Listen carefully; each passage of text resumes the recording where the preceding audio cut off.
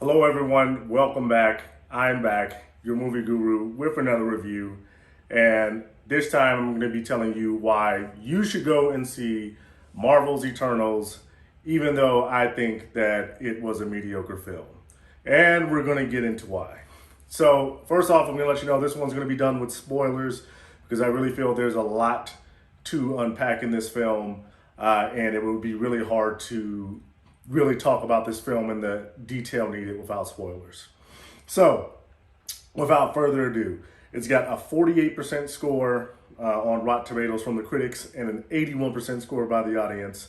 I think that audience score is a little bit indicative of mostly Marvel people going to see this type of film. I give it a 6.5 out of 10. Now, once again, these are spoilers, so if you don't want to know anything about the plot, go away now. I'm assuming you've seen the film. So for those of you who've seen it, you know the Eternals are this cast of characters who are sent to protect early human life on Earth from these other creatures known as the Deviants. Later on, we find out through the plot of the film that they were actually the Deviants, their mortal enemies, were put on Earth by the same Celestial that created the Eternals. The only difference is he sent the Deviants to kind of get rid of some of the early predators that were killing the intelligent life. And then they kind of got out of control. Instead of just killing the predators, he started killing the prey as well, the intelligent life. And so to undo this mistake, he created this race of beings known as the Eternals. They're kind of like synthesoid robots type of thing. And their job is go and protect intelligent life from the deviants and then other miscellaneous, events that would wipe out the intelligent life and allow it to flourish so that eventually the planet, which was kind of imbued with this energy of a celestial, kind of like a celestial egg, which could then feed off the intelligent life and then, blossom and then go on to create other worlds and other galaxies. So that's their life cycle. So that's only revealed to us later. And I thought that was pretty cool. I liked how they really gave you an important story and fitting in within the Marvel universe. It gives you a bit more backstory as to, in this Marvel world that was created, how things are done there. So I really enjoyed that. Now, just as a movie, I feel that this kind of it fell to some of the same problems as some of the early X-Men films, in that when you've got too many characters all introduced at once, it's really hard for us to relate to them, and because you need the time to get to know them, and for us to resonate with the character. And I thought all the actors did decent jobs in portraying their roles. So Richard Madden, Gemma Chan, Kumail Nanjiani, Angelina Jolie. I all thought that they did serviceable jobs as actors playing their roles, but there were so many Eternals that even though this was a long movie, they didn't all really get enough screen time for you to, delve into each character personally. I could really see after this film, a year later, you wouldn't be able to name any of the characters other than the fact that, some of them, it shows that humanity created the pantheon of the gods based on these characters, namely Icarus and Athena, where we got Athena. So other than that, I really think that it would be hard for you you really wouldn't remember these characters. That and the fact that I think that it actually fit the fact that they're robots, and they're not capable of procreating. I think we saw that due to the fact that they were like on Earth for 7,000 years or whatever, and they never had any children or anything of that nature. So I think the fact that all of them seemed kind of wooden, and they spoke in grave tones, like it was really reminiscent to me of like a DC, one of the DC films so far. That if I would have found out that this film was directed by Zack Snyder, I would have been like, okay, that makes sense, because it seemed like it was kind of a grave movie. Not grave in that it was, not to say that it didn't have its lighthearted moments and it didn't have its comedic moments, but just the portrayal that the characters gave. None of them seemed, even though you had the ones that were more serious and you had the ones that were kind of more lighthearted, as a group, the Eternals seemed like a very more pragmatic, not too lighthearted group. So, and because of that, and because we're introduced to so many at once, it's kind of hard to say, I empathize with that one, or I feel, it's not like the X-Men. You look like you get these cast of characters, and you're like, that's my favorite. I like Wolverine, or I like Cyclops, or I like Nightcrawler. They all kind of gave, personality wise, they were all very similar. Um, that that's one thing, that to me was a big thing. The other big thing, that I think you noticed about this film was it is very much, and I think the reason why a lot of reviews I've seen is people saying that it's the most unlike Marvel film that Marvel has created so far, and that it's very much dialogue driven. I didn't mind that as much. I'd say the film is maybe 3/4 dialogue, something in 70 to 80%, somewhere in that range. I didn't mind that as much because they really went heavy on the lore and trying to explain, hey, this is who the Celestials are, this is why they created this race, and this is what they're trying to do.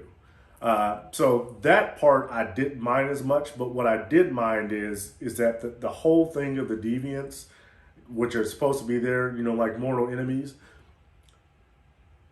it didn't really go beyond that. They didn't really seem like that they were a capable foe to the Eternals. I say this like great villains make films. And if you've got great heroes, you got to have great villains. And not if you've seen the movie, you know that they're not the only villains. But it really seemed like the Eternals were kind of like pest control, compared to the Deviants. Like the Deviants, they could have been an insect problem that had gone awry, and the Eternals were Orkin or Terminix, that they're smart, they've got powers, they've got plans, they've got emotions, and then these things are just beasts. And then they tried to give a little depth to that, and then it was just taken away. And so because of that, it really makes a lot of the fight scenes between them kind of irrelevant. And I think that's a big part of what's missing from the movie, is that a lot of the fight scenes seemed really irrelevant in the grand scheme of things. It was kind of like they were saying, hey, this film is going to be much more introspective and much more dialogue driven, and much more kind of cerebral in that nature. But it is a Marvel movie, so we still have to have, your big CGI battles. So it seemed like those were thrown in, but it just doesn't resonate the same, because a lot of them, it seemed like, okay, the outcome of this fight isn't necessarily significant. So that's another thing that was missing. I really enjoy ambitious films. If nothing else, I'd say this film was very ambitious. So I appreciate them for trying that. But, I think this one was a big swing and a miss. And that I think, as far as the Avengers, I think that was done just about as close to perfect as you can get. And that each of them had their own standalone movie. So we got to know the characters before they're all lumped together. And so we care about the stakes and we care about how they work as a team. And Guardians of the Galaxy, I think, was also well done in that, okay, they were all thrown together in the same movie, but it's a much smaller cast of characters, right? So you've got 5. So yeah, Star-Lord. Yeah, so you got 5 characters. One of them doesn't even talk really, except saying his name, Groot. So that takes a lot of, backstory and all that you've got to have about them. And you really got to see a lot more of their personalities. And I don't see that with the Eternals. And not to say that every one of them has to be the same. That's fine. That would help distinguish, hey, these Eternals are different than, these other groups because of, their synthesoids. So, basically all like Visions or Ultrons flying around. Okay, fine. I'll go with that. But all thrown together in a 2-hour and 37-minute movie, it's kind of hard for us as fans to get into it. So 6.5 out of 10. It was entertaining. I do remember it did seem very long, but I don't ever recall being bored at any one point. So just as a standalone movie, if I didn't know anything about Marvel, if I didn't know anything about the universe, the MCU, you would understand what's going on because it is, once again, it's the least like any Marvel film that Marvel has made.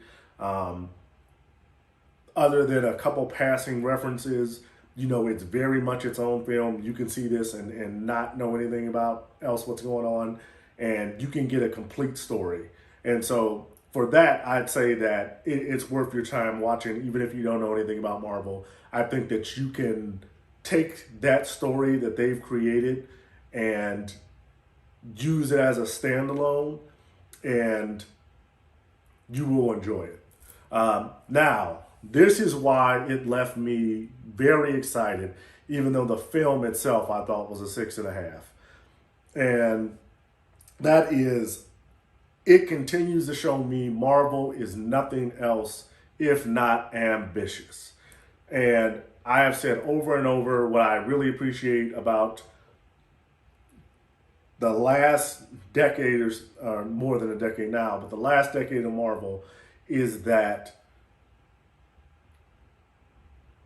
at any point in time, this could have gone wrong.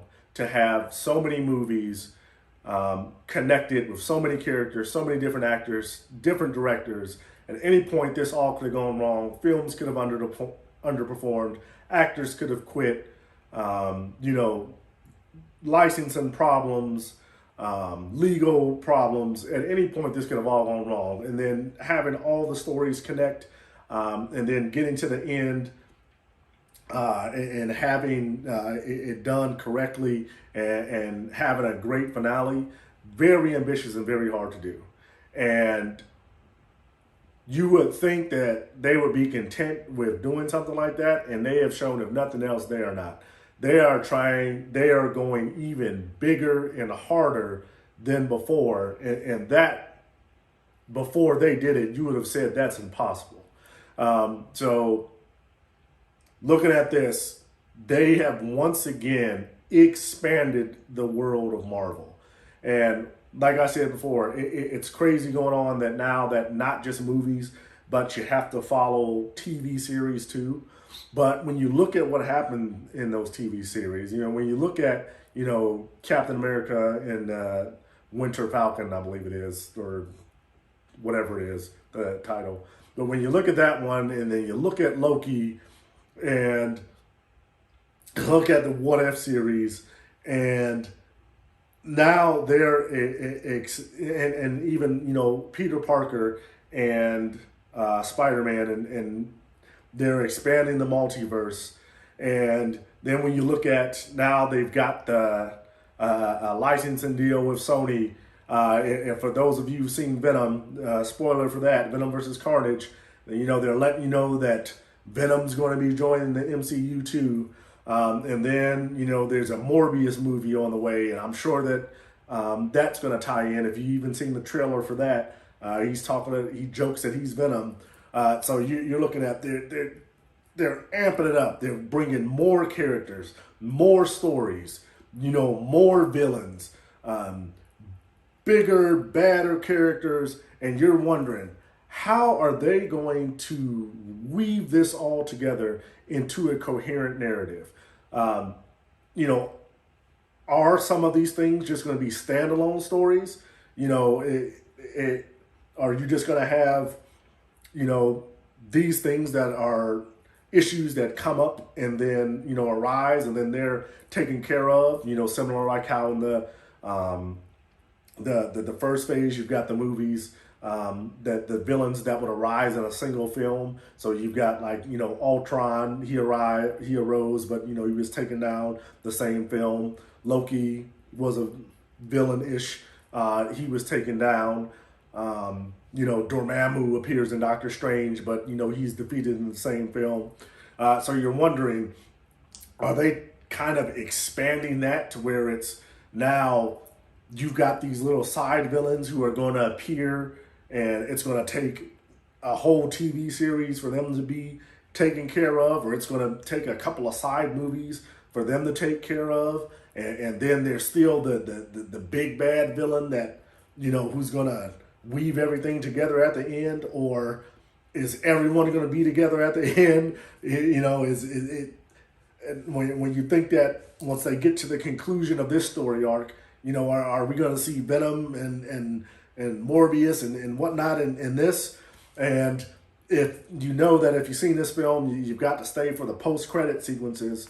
So I'm assuming you've seen these. If you've not, go back and watch it because these are spoilers. But then they expand the world further and saying, hey, the Eternals, they find out their purpose, how it was on Earth, but Celestials are being birthed on other planets, not just Earth. There's other Eternals out there. We get introduced to Star Fox, played by Harry Styles, none other. He introduces himself as the brother of Thanos. And then in the second post-credit scene, we've got Kit Harington, we see that he's going to be the new Black Knight, but also, in case you haven't looked up, I had to look it up, but apparently the voice that's speaking to him is none other than Blade, so they're bringing him back.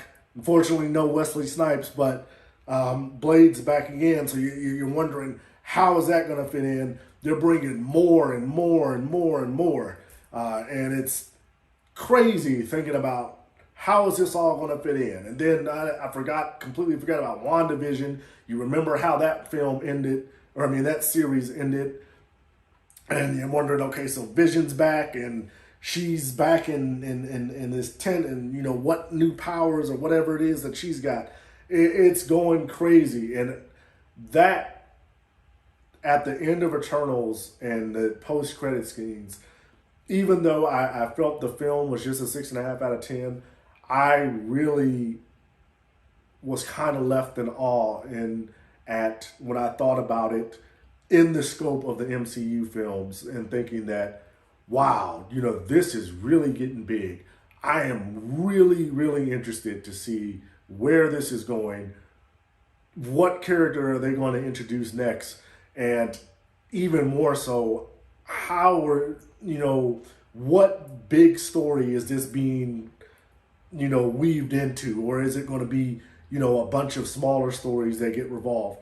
Either way, I'm on board. I'd very much like to see it. And that's why I believe absolutely you should go see this one.